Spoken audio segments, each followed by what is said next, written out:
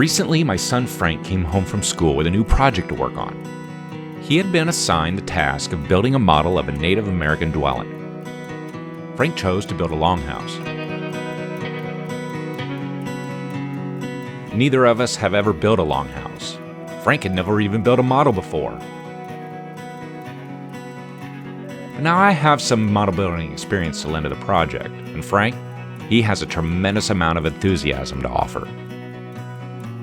The process of building that dwelling taught us something very important, something indeed meaningful. Welcome to the Rundown Reborn channel.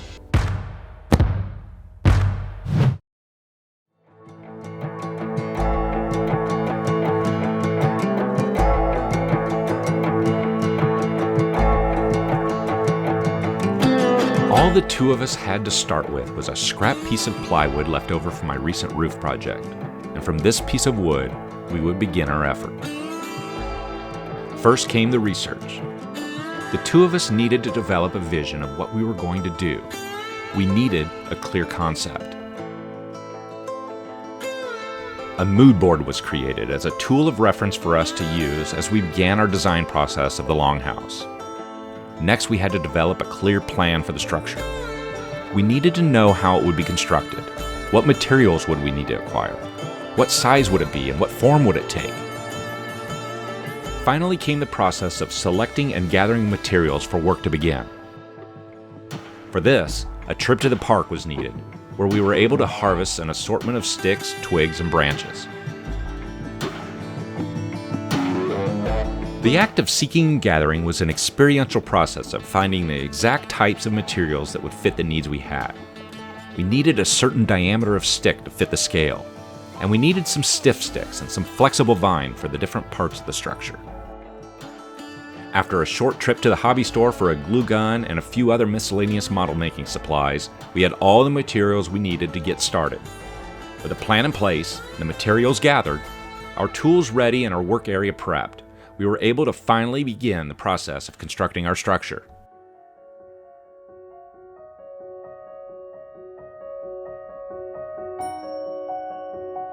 Frank worked diligently at first, under my guidance. He covered the plywood with grass and gravel and a few bushes. And then the project was built. We used sticks that were gathered to build the frame of the dwelling, and he secured it carefully to the landscape with his glue gun. The project was starting to take form.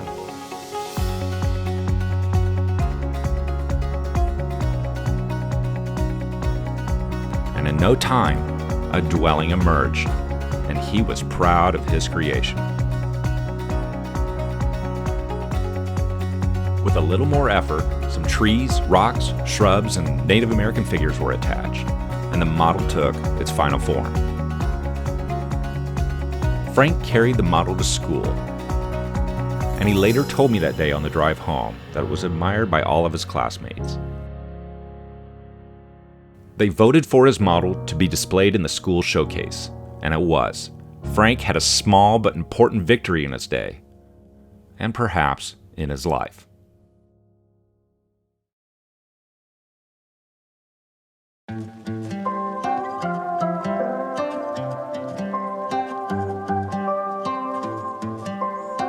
I personally find the process of creating something from nothing to be one of the most rewarding things a person can do in their life.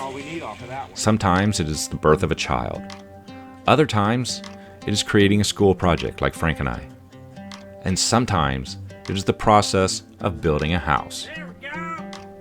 The house I am working on has a limited budget. I am not trying to create a mansion with the finest craftsmanship and finishes that money can buy. To be honest, I just don't have the budget for that, nor the practical hands-on experience. But the project I have taken on is ambitious. The way I have approached it is to try to do the best job that I can with what I have to work with. I have some basic tools at my disposal, and I have some general relevant knowledge for the job. For example, last summer I cut down a few old trees. I don't have a chainsaw. I have a bow saw and a reciprocating saw with a brush blade. I began trimming off the small limbs and branches, and my neighbor Jeff stopped by to see what was going on. He offered his chainsaw to me. I have no experience using a chainsaw, and they are a bit intimidating to work with, to be honest. Jeff volunteered his afternoon to give me a hand, and we worked together to remove that tree. I made a video about the experience. It was a very interesting day with some exciting moments. It's coming! We eventually were able to get those unwanted trees down to safety, and I was left with 4 small stumps. One stump, the family and I planted flowers around, and we installed a bird bath. The other 3 stumps I began a process for removal. The first step of the process was to drill out holes in the stumps. All I had was a basic drill and a paddle bit. On my first attempt, it was very clear that the paddle bit was just not going to get the job done. It was the wrong tool for the job. So I went to the store and purchased a large auger bit. This bit worked much better, but the process was slow going.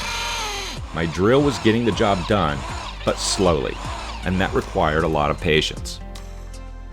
And then Jeff showed up again, this time with a monster drill in tow. Jeff saved my day, and with that drill we were able to core out those stumps in no time at all. My point here is that the challenges I faced were not insurmountable. I just needed to have patience and flexibility, and I needed to make a few minor adjustments to my plan. And it never hurts to have a good friend nearby to lend a hand.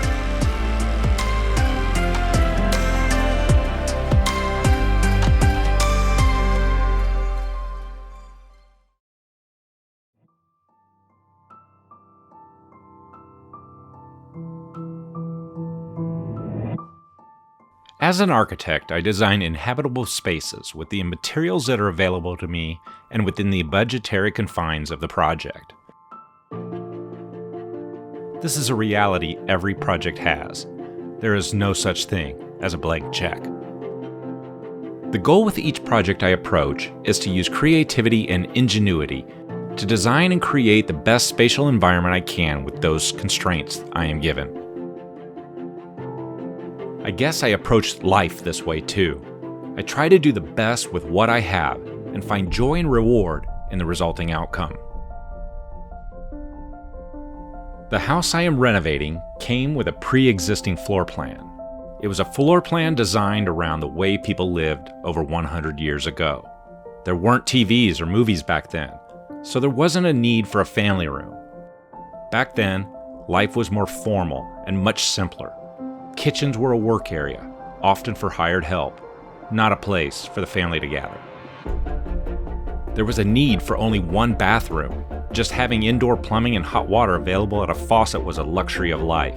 It was ridiculous to think a small family of 4 would need 3 bathrooms. And centralized heat and air conditioning wasn't even invented yet. Coal-fired gravity furnaces were used. Burn some coal and try not to freeze. I studied the floor plan as it was. I wanted to modernize it to fit a family lifestyle of today. I removed some non-bearing walls to make the house more open. I created a new master suite out of 2 undersized bedrooms, and the leftover space became a hallway and a new bathroom. I designed a modest kitchen that was open and functional and visually interesting, and borrowed some space to neatly tuck away a laundry room. Upstairs, I added a bathroom and transformed a dead attic space into a spacious storage loft. The house went from a cramped 3-bedroom, 1-bath layout to a 4-bedroom, 2.5-bath home with a master suite and an open plan. A complete transformation of the floor plan as a result that takes the best of what there was to work with and transforms it into something bigger and better. The result is a functional plan to support a modern lifestyle of today and a living space that incorporates natural daylight, classic aesthetics, and all of the modern conveniences that make an old house a comfortable home. So when you approach a new project, no matter how daunting, complex, or uncomfortable it may seem, look for the potential in the cards you are dealt. Search for the possibilities that exist from within. Understand your own limitations and constraints, and find a solution that satisfies the problem you face. But most importantly, be willing to accept some guidance when you need it, and be humble and grateful when a helping hand reaches out with assistance. The solution you work out doesn't always have to be trendy, exotic, or groundbreaking. It just needs to be a comfortable fit. The end result that you arrive at, it may indeed surprise you. Thanks for watching, and we'll see you in the next one.